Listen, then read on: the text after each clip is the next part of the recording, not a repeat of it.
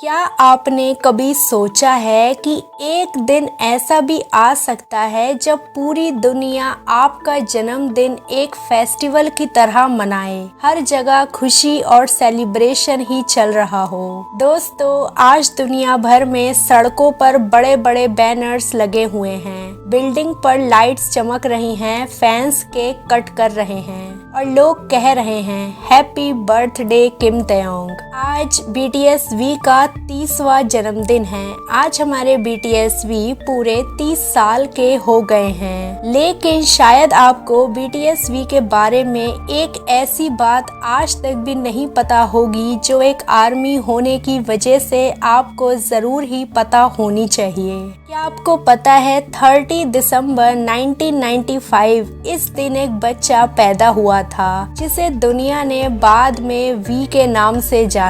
लेकिन क्या आप जानते हो इस चमकती हुई कहानी के पीछे कितना गहरा अंधेरा था? आखिर ऐसा क्या हुआ था उस छोटे से बच्चे के साथ? आज लोग जिस इंसान को आइडल ऑफ आइडल्स कहते हैं, दुनिया का सबसे हैंडसम मैन कहते हैं, ग्लोबल ब्रांड एम्बेसडर कहते हैं, एक टाइम था जब कोई उसे पसंद नहीं करता था। दोस्तों, एक ऐसा बचपन जो कभी बचपन जैसा था ही नहीं। वी यानी कि किम तयोंग सिर्फ 10 महीने के थे जब उन्हें अपने मम्मी पापा से दूर रहने भेज दिया गया। सोचिए, 10 महीने का बच्चा जिसे बोलना भी नहीं आता, समझना भी नहीं आता, उसे ये कहा गया कि यहाँ नहीं, अपनी दादी के पास रहो। BTS V सबसे बड़े थे। उनके पेरेंट्स ने 10 महीने के किम तयोंग को उनके दादा दादी के पास भेज दिया उनके गांव में। वो दोनों वहाँ पर एक सिंपल फार्मर वाली जिंदगी जिया करते थे।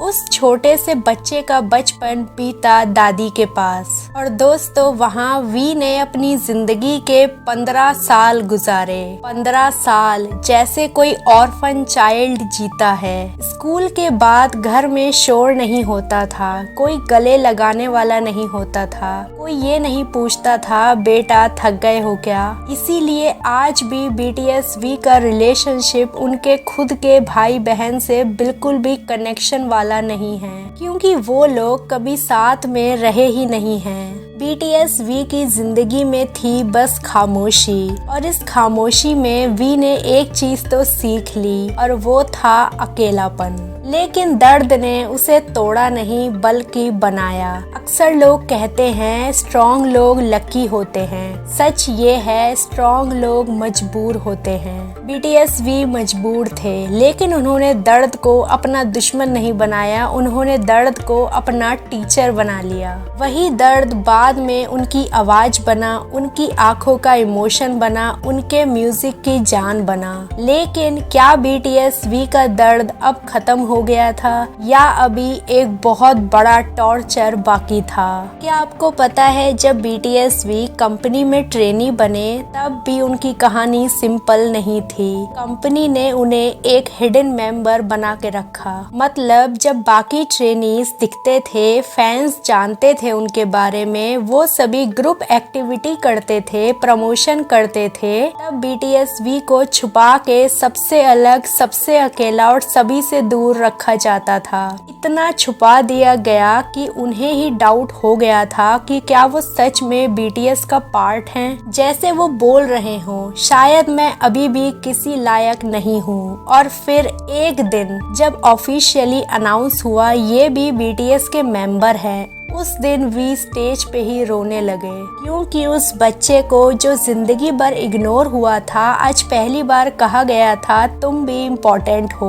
दोस्तों, आज भी लोग वी की बुराई करते हैं, आज भी लोग उनके लुक्स, नेचर, साइलेंस पर कमेंट करते हैं। लेकिन फर्क सिर्फ इतना है कि अब वी उन कमेंट से अपनी वैल्यू मेजर नहीं करते। आज वही लड़का बड़े बड़े ब्रांड्स का ग्लोबल ब्रांड एम्बेसडर है। आज वही लड़का इंडस्ट्री के आइडल्स का भी आइडल है और आज पूरी दुनिया उसका जन्मदिन एक फेस्टिवल की तरह सेलिब्रेट कर रही है। आज जो बैनर्स लगे हैं वो सिर्फ डेकोरेशन नहीं है, ये उन 15 सालों के आंसुओं का जवाब है। ये उस बच्चे के लिए है जो चुपचाप रात को सोता था और सोचता था शायद मैं ही गलत हूँ। आज वो बच्चा 30 साल का हो गया है और दुनिया कह रही है तुम परफेक्ट हो, तुम इम्पोर्टेंट हो, तुम हैंडसम हो।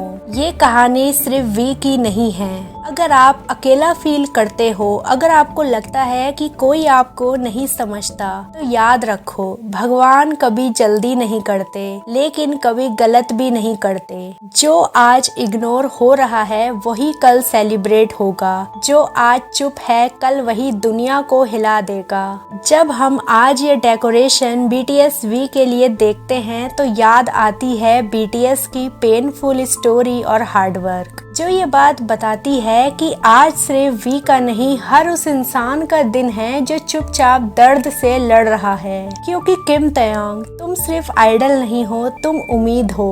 बहुत लोग जिनको लगता है कि BTS वी बहुत ज्यादा इमोशनल हैं, बार बार रोने लगते हैं, वो शायद BTS वी की असली बचपन की पेनफुल कहानी को नहीं समझ पाए हैं। क्योंकि जो अकेलापन देख चुका होता है वही दुनिया के लिए सबसे ज्यादा काइंड और प्रोटेक्टिव बन जाता है। We love you Kim तयंग।